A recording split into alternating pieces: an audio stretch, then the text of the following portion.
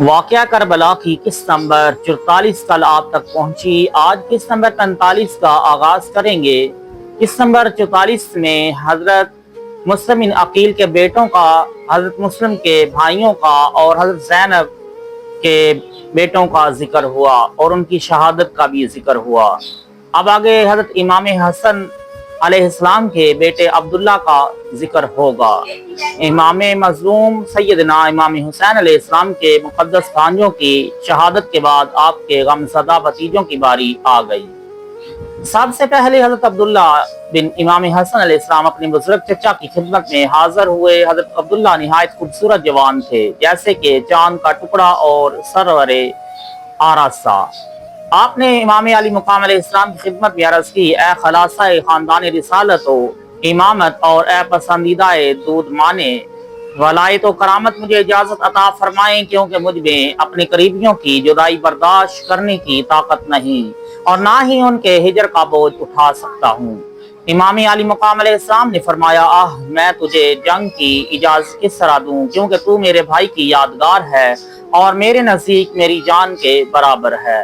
حضرت عبداللہ بن حسن علیہ السلام نے حضرت امام علی مقام قسم دی اور جنگ کی اجازت لے کر جنگ کے میدان میں پہنچ گئے۔ روایت آئی ہے کہ جب حضرت عبداللہ میدان میں تشریف لائے تو مبارز طلب کے لیے توقف نہ کیا اور غبار رخ میں لپٹے ہوئے ابن سعد کے لشکر کے درمیان پہنچ گئے۔ جب آپ ابن سعد کے پاس پہنچے تو 22 یزیدیوں کی عمر کا خرمن باد فنا کے حوالے کر چکے تھے۔ ابن سعد کے شہزادہ حسن کی تیغ سے ڈرتے ہوئے اپنے گھوڑے کی لگام موڑی اور اپنے سواروں کے درمیان بھاگ گیا۔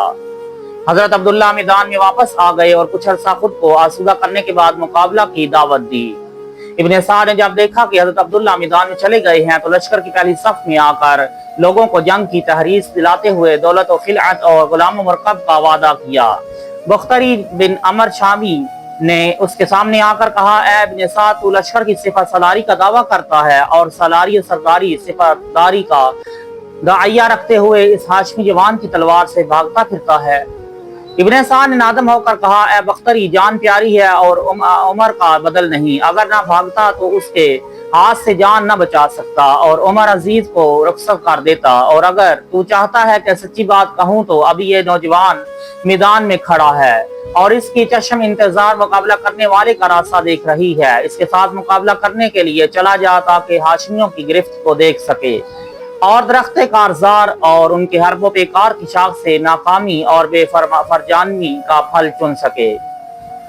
بختری نے ابن سعد کی بات سنی تو شرمندہ ہو گیا اور اس کے غضب کی آگ مشتعل ہو گئی، چنانچہ اس نے اپنے 500 خاص سواروں کو ساتھ لیا اور حضرت عبداللہ بن حسن علیہ السلام کے سامنے آ گیا۔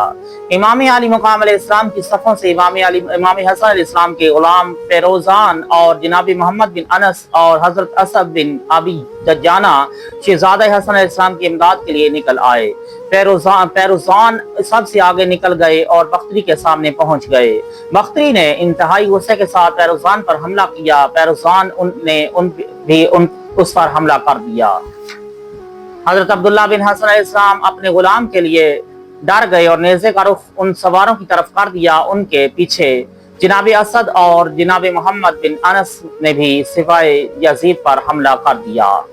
جب پیروزان نے دیکھا کہ شہزادہ حسن علیہ السلام نے حملہ کر دیا ہے تو اس نے بھی بختری سے منہ موڑ لیا اور ساتھیوں کے ساتھ مل کر ایک ہی حملہ سے 500 سواروں کو مار بھگایا، یہاں تک کہ دشمنوں کے لشکر کے درمیان پہنچ گئے۔ عشیش بن ربیعی 500 سواروں کے ساتھ صف لشکر سے نکلا اور بختری پر آوازہ کستے ہوئے کہا، تجھے شرم آنی چاہیے کہ تیرے یہ 500 جنگجو 4 اشخاص کے سامنے نہیں ٹھہر سکے۔ بس اس نے اس کے لشکر کو واپس کیا اور اپنے 500 سواروں سمیت ان چاروں بہادروں کا گھیراؤ کر لیا۔ حضرت عبداللہ بن امام حسن علیہ السلام شیش کے سامنے آ گئے، جبکہ محمد بن انس اور حضرت اسد بھی ان کے ساتھ تھے۔ پیروزان کی بہادری، پیروزان نے دوسری بار بختری پر وار کیا اور اس کے لشکر کو زیر و زبر کر دیا۔ ابن سعد سے نقل ہے، اس نے کہا، میں نے اس روز پیروزان کی جنگ کو دیکھا، خدا کی قسم اگر اسے پانی کا ایک گلاس مل جاتا تو ہمارے پورے لشکر کو کافی تھا۔ وہ اپنی انتہائی شجاعت و بہادری سے لڑ رہا تھا۔ میں نے شمار کیا تو اس نے 180 افراد کو نیزہ کے ساتھ اور 20 کو تلوار کے ساتھ ہلاک کر دیا۔ روایت آئی ہے کہ جناب پیروزان زبردست جنگ کرنے کے بعد امام علی مقام علیہ السلام کی خدمت اقدس میں واپس ہونے لگے تو عثمان موسوی نے بے خبری میں عقب سے ان کی پشت پر نیزے کا وال کر دیا۔ جناب پیروزان گھوڑے سے گر پڑے اور ان کا گھوڑا صحرا کی طرف بھاگ نکلا۔ پیروزان جب پیادہ ہوئے تو انہوں نے نیزہ پھینک کر ڈھال سامنے کی اور میان سے تلوار کھینچ کر ان مکاروں سے جنگ کرنے لگے۔ حضرت اسد بن ابو دجانہ رضی اللہ تعالی عنہ نے پیروزان کو پیادہ دیکھا تو اپنے گھوڑے کو مہمیز لگا کر یزیدیوں پر حملہ آور ہو گئے اور پیروزان کا گھیراؤ کرنے والے 14 اشخاص کو قتل کر دیا اور باقی باندہ کو بھگا دیا اور پیروزان کے پاس آ کر کہا، اے برادر، کوشش کر اور میرے گھوڑے پر سوار ہو جا۔ پیروزان نے ان کے گھوڑے پر سوار ہونا چاہا تو اچانک مخالفین نے چاروں طرف سے حملہ کر دیا اور جنگ شروع کر دی۔ جناب اسد نے جناب پیروزان کو چھوڑ دیا اور ان لوگوں کے سامنے آ کر جنگ کرنے لگے۔